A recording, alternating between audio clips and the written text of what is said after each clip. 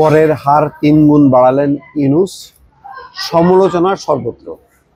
দর্শক, এই খবরটি আসলে আনন্দবাজার পত্রিকা থেকে কোট করলাম।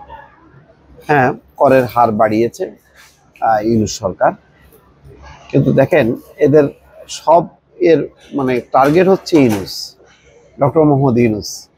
শেখ হাসিনার যেমন টার্গেট ডক্টর ইউনূস, ভারতেরও এখন টার্গেট ডক্টর ইউনূস। যাই হোক, কিন্তু ঘটনা সত্য হলো এই যে করের হার বাড়িয়েছে। এখানে বলা হচ্ছে, একদিকে দ্রব্যমূল্য নিয়ন্ত্রণের বাইরে একের পর এক কারখানা বন্ধ হয়ে শ্রমিকরা রাস্তায়, তার উপরে ঝাঁক সামগ্রী ও পরিষেবায় চড়া হারে কর চাপানোর সিদ্ধান্ত ঘোষণা করলো মোহাম্মদ ইউনূসের সরকার। সরকারি সূত্রের খবর, IMF এর ফর্মুলা মেনেই এই সিদ্ধান্ত।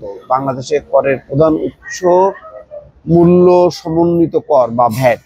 ৪৩টি পণ্য এবং বহু পরিষেবায় এই ভ্যাট ২ বা ৩ গুণ বাড়ানো হয়েছে, যাকে মরার উপর খাড়ার ঘা বলছেন ব্যবসায়ী সংগঠন বা রাজনৈতিক দলগুলোর নেতারা।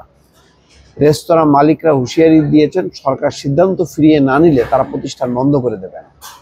অর্থ উপদেষ্টা সালাউদ্দিন আহমেদ যদিও দাবি করেছেন, সরকার চাল ডালের মতো অত্যাবশ্যকীয় সামগ্রীতে ইতিমধ্যে শুল্ক ছাড় দিয়েছে, সেই কারণে এই কর বৃদ্ধি মূল্য বৃদ্ধির কারণ হবে না। তবে বিএনপির যুগ্ম মহাসচিব রুহুল কবির রিজভী সরকারকে মনে করিয়ে দিয়েছেন, দেশের মানুষকে সুরাহা দিতে তাদের ক্ষমতায় বসানো হয়েছে, আন্তর্জাতিক সংস্থার নির্দেশ মেনে করের বোঝা চাপানোর জন্য নয়। রিজভী বলেন, সরকারকে দেখতে হবে মানুষের পেটে ক্ষুধা আছে কিনা, মানুষ ঠিক মতো খেতে পারছে কিনা। এটি ইউনূস সরকারের দায়িত্ব। IMF এর চাপে কর বাড়াতে পারে না সরকার।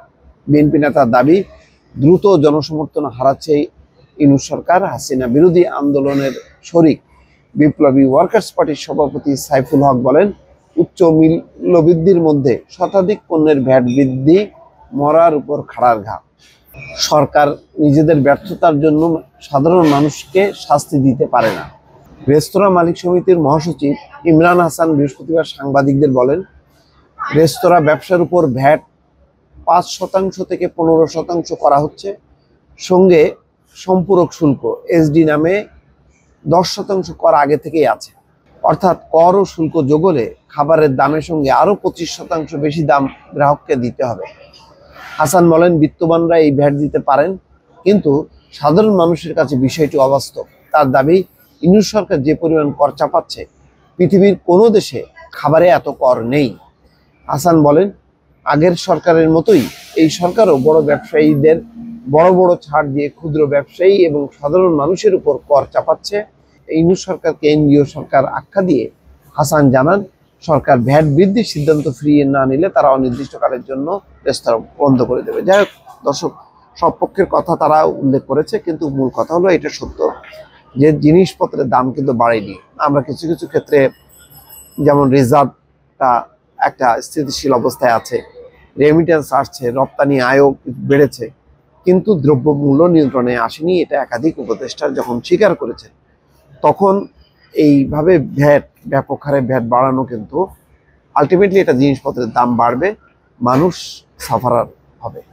সুতরাং এই বিষয়টি কি করা উচিত, এটা আমার ধারণা যে একটা বড় রাজনৈতিক টেবিলে এটা সিদ্ধান্ত হওয়া উচিত, IMF বা অন্য কোনো সংস্থার সুপারিশে নয়।